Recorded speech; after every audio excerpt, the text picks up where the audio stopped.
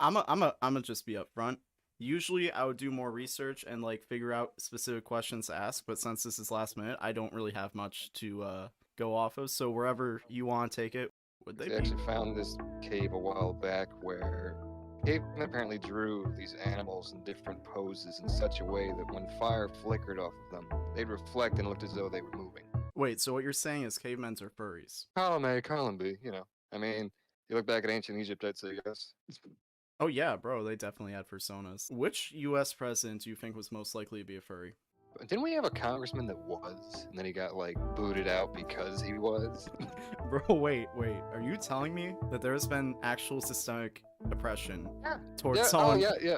There it is, councilman. It was a New Milford councilman, Scott Chamberlain, resigned after secret furry life revealed, says New York Post. I read that shit wrong. That was Newsweek. Bro, you actually just blew my mind. I have to like rethink my entire stance on furries because I've been hard on furries with the assumption that, like, well, they don't actually face systemic oppression, so it's fine. But now I'm not so sure about that. Oh, dude, I harp on furries all the time, which is hysterical because that's like my target demographic, and it's 90% of the shit I draw. Well, I mean that's like an in-group thing then. Like you're allowed to because you are a furry, but I'm not a furry. So no, because I don't even like using the name for myself. It's like, yes, I draw the anthropomorphic animals. Yes, I have a fursuit head. No, don't you dare use that term for me.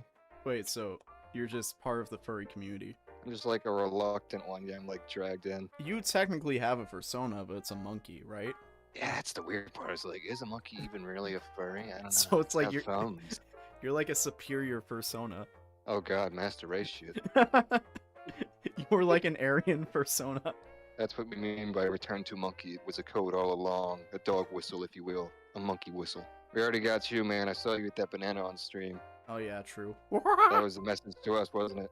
Listen, maybe that's what the whole Sugma male thing is we're just returning to monkey. God, I wish, man. I would kill to just eat some berries and not do shit.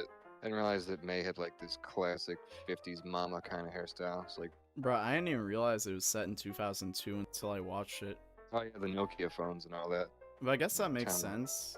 Because Yeah, it's jeez. like, I feel like it would be weird if you had like a bunch of people who were like writing about their childhood and they were trying to modernize it into modern times. Like a lot of movies tried to and kind of failed weirdly. Yeah, it's better to just contextualize it to how you grew up. Wasn't the Ghostbusters kind of like that or something? I didn't watch it yet. The new One one? of the kids in it. Yeah, I haven't watched it. I haven't paid attention to Ghostbusters in a long time. I started thinking about them like a month ago when somebody made some neat art of the, I want to say 90s series, mid 2000s series, the Extreme Ghostbusters or whatever. Bro, And I was like, I never actually watched it as a kid, so I actually wanted to see it. And it was like, whoa, this is kind of weird. yeah. I've seen one episode of that. 80s cartoons or something else. 80s cartoons? When was that one out? That one was like, well, the Extreme Ghostbusters or whatever, the ones where they all had the piercings and stuff. I could swear that was early 2000s, late 90s. Wait, what? Extreme Ghostbusters. Let me make sure this is the right thing I'm thinking of. Yeah, it's the one. I'm thinking of something else completely. Extreme Ghostbusters. 1997. What is this? Oh, dang. I was 3 years old. Of course I didn't see that. Bro, it just looks like the girl Ghostbusters that they try to make. Does it? Does it? I mean, it does look diverse, but Yeah. That's literally what I meant.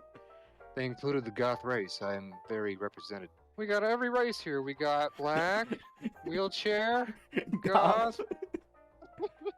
Bro, this really is like a very intentionally diverse cast. As Great, much as Tara you could in Strong. 1997. It's always Tara Strong. I had no idea that was her. Tara- Sadness envelops my soul. I met Tara Strong once. I mean, I didn't even meet her. It was New You York were Comic. driving her Uber, and then she yelled at you. It was New York Comic Con 2017. Oh yeah, good times. The pre-disease days. Yeah, back when we could, I can barely remember them. back when they could have conventions in New York. But it was like me, Kevin and Shane, the whole round table, and also Slice of Otaku.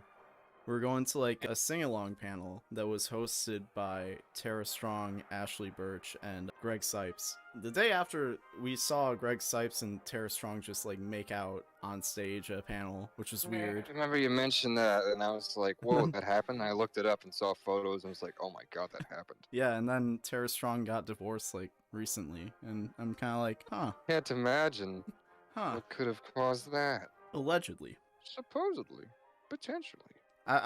Since I was dressed as Morty, I was just walking around like, oh, jeez, Rick, oh, man. Oh, jeez, Rick. I did Rick so much back then.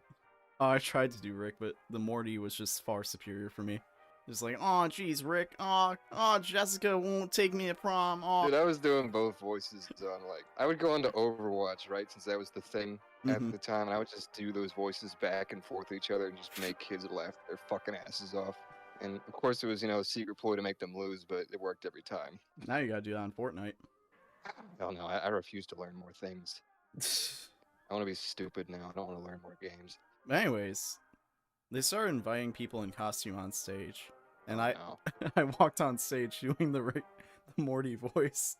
And Tara's... Say you're not cringy enough, turning red. Listen, I was never cringe. However, Tara Strong gave me the most the worst stink eye of all time. Like, she is like she didn't like Morty? She looked at me with such disgust.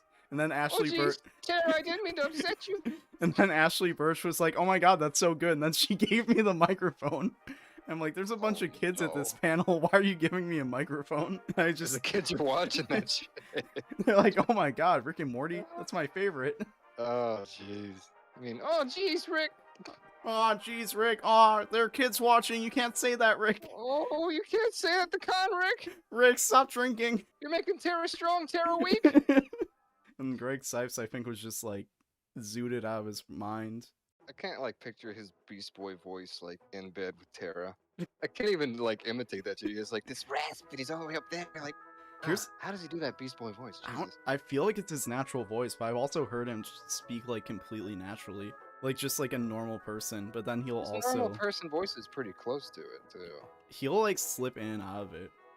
Like, he'll sound like Beast Boy, like, speaking normally, and then he'll just be like, oh, yeah, what's up, dude? It probably sounds like him, like, whenever he stubs his toe. It's like, oh, shit. You're like, oh, jeez, Beast Boy, potty mouth. It's kind of funny when you talk to voice actors, because sometimes, like, Grace Rolick is one example where it's like, you would think that like Connie is her normal voice, but I realized that like that's her customer service voice. Because I've talked to her like outside of like in like casual conversations. Yeah. She's doing code switching for Connie.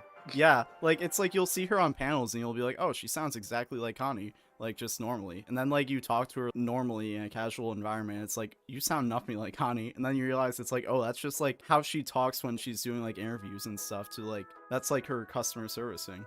Voice actors are pretty cool.